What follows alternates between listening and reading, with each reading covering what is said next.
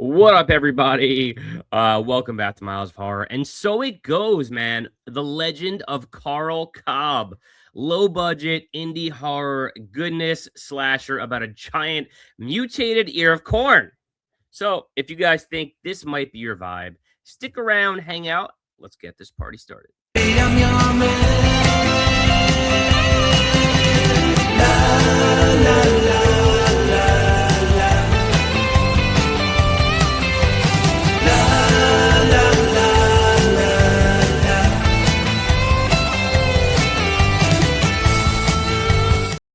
So what up, everybody? Welcome back to the channel. I've got a giant mutated ear of corn slasher coming at you guys today. The movie's called Mothershucker. Doing a review for you guys. Now, shout out to Justin Nichols over at Horrorland Media. Definitely go check them out. Give them a follow over on Instagram. Again, that's Horrorland Media. Super awesome dude. Great little indie label. Shout out to them. They actually hit me up. Looking for some brand reps to rep their movies, rep their 3 films here on Blu Ray, and they were asking if I was interested in doing some reviews. I think they had peeped my channel and they thought the vibe was on point, and they thought it was a good match, and it totally was.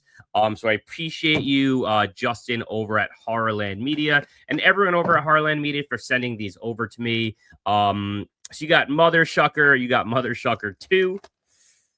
I have not watched this one yet, but I'm really excited for it. And then you've got the other one they sent me was Twisted Gables. And I don't really know much about this one. But anyway, I'm going to be talking to you guys today about Mothershucker. Now, a little bit of context here. I want to say like maybe 6 or 7 months ago, I bought a bunch of kind of low budget indie horror, a bunch of like DVDs, some 4-packs and some other stuff. From Justin on Mercari at the time. Now, not even realizing he had a movie label and he made movies, and he was awesome to grab DVDs from. He was super communicative, super great. I remember specifically that interaction being so pleasant. So shout out to Justin on that one, and we kind of like laughed about it after this. But I met him there, and then he hit me up over on social media about reviewing his films. And I was so glad to do it because I think it was a perfect fit as far as my vibe and the type of movies that Horrorland Media is making. So, you know, he was awesome to work with on Mercari. He was awesome to work with on social media.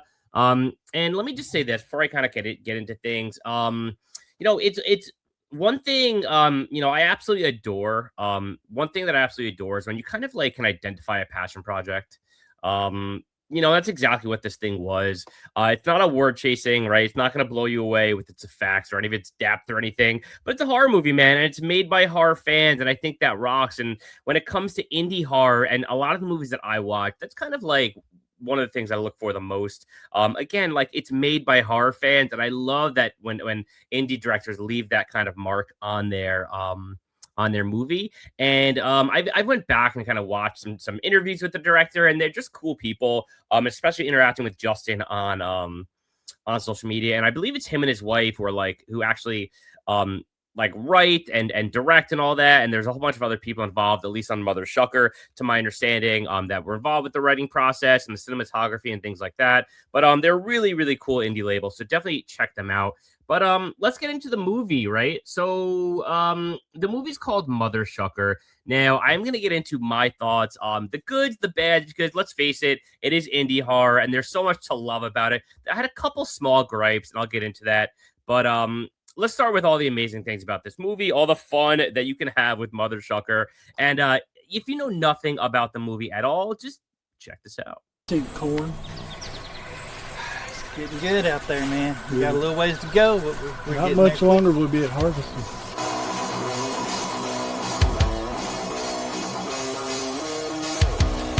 Damn it, Carl! Again? Again, what? You are drinking on the job, son!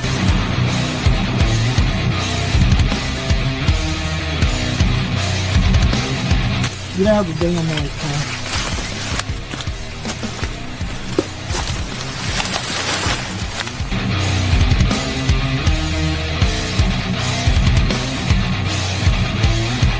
The legend's real. what to do. He's coming for me. He's coming for me. I don't know what to do.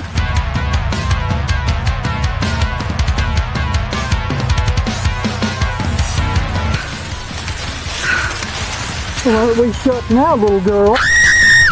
Have y'all heard of Carl Cobb? He's right up the road in Salem here. This has really got to be a hit for us. Legend is real. Yes, it is. Have to go find the rest of them. This is my second field. Come on, guys. Stop messing around. Seriously. Sucks. Why you like this girl? I am the table. I brought me. Let's be real here, guys. That's what happens. Come out here and you get the silk sucked out of you. We have to find somebody. We ain't got to find nobody.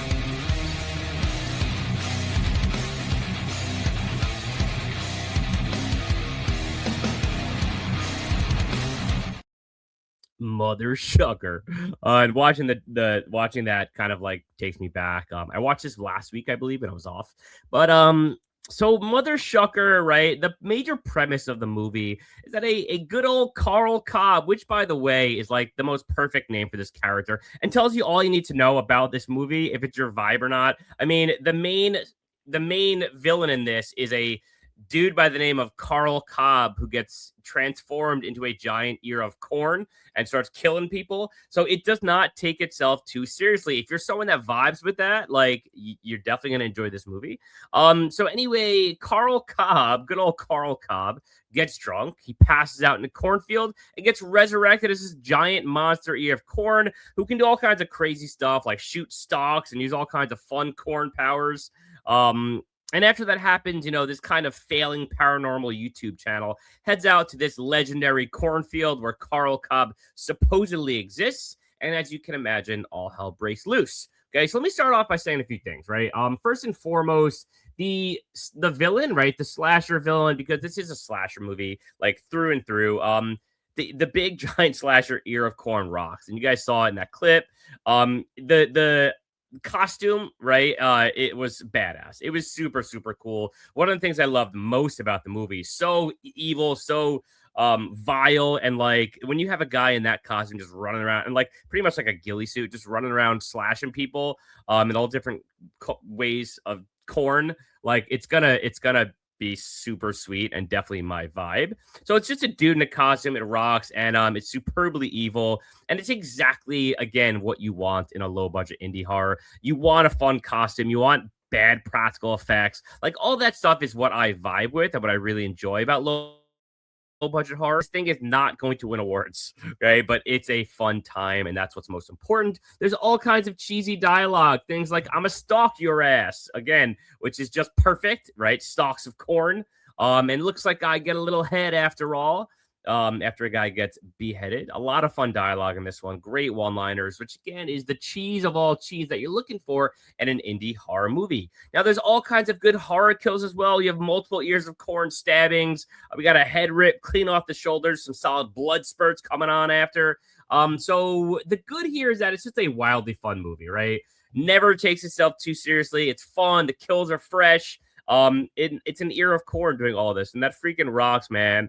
So it's just a fun vibe. Like I dug this one. Again, it's not a perfect movie. Don't go in thinking you're finding like this hidden gem that's gonna explode somewhere. It's just a fun movie. It's an indie vibe, low budget. And it's not long either. I mean, I think it's like an hour and 10 minutes or so. And that is something I love about low budget movies is when you don't take yourself too seriously and you can keep the runtime shorter. You know, it's not an hour 30, it's not an hour 40. I'm just going to enjoy it because it's a quick watch. And no matter what, even if there's like, you know, stretches of time where it's like maybe it's not an award-winning movie, it's still fun, right? And for an hour and 10 minutes or so, you can have a good time. It's not going to waste your whole afternoon. It's just a good time, and I think that's what they were going for with this passion project. Now, I have one or two small complaints which should not deter you in any capacity for watching this movie because I did have a great time with it. First and foremost, the corn slasher Carl Cobb, he has so many great lines in this movie. Truly, like one of my favorite things about the movie. It's hard to hear what he says at times. You know, I don't know if they used a microphone underneath the costume or what it might have been, that we couldn't really hear it too much. That was my biggest gripe with the film. I would have liked to have heard him more. I kind of had to like stop a few times and rewind to hear some of the dialogue that he was saying. So I don't know if they fixed that in the second one, but it is kind of hard to hear. Nor are there any subtitles on this disc, which was a little frustrating because I just kept having to stop and rewind. But again, like you can still, figure out what he said. You just might have to like rewind a little bit. But for me, at least I don't have the best hearing.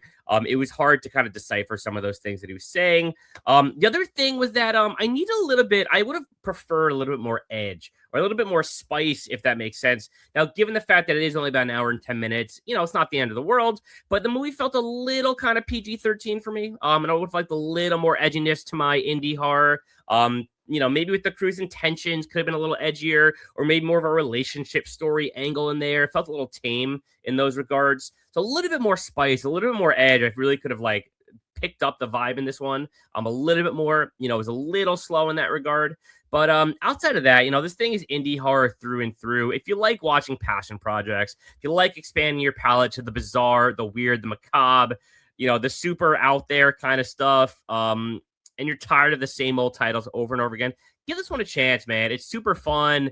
I had a great time with it. Again, look at that freaking cool ass artwork on there. The other thing that they do, which Justin was mentioning to me that the reason they do this is to stand out, which I thought was a really cool concept, is they do these badass red Blu Ray cases, man.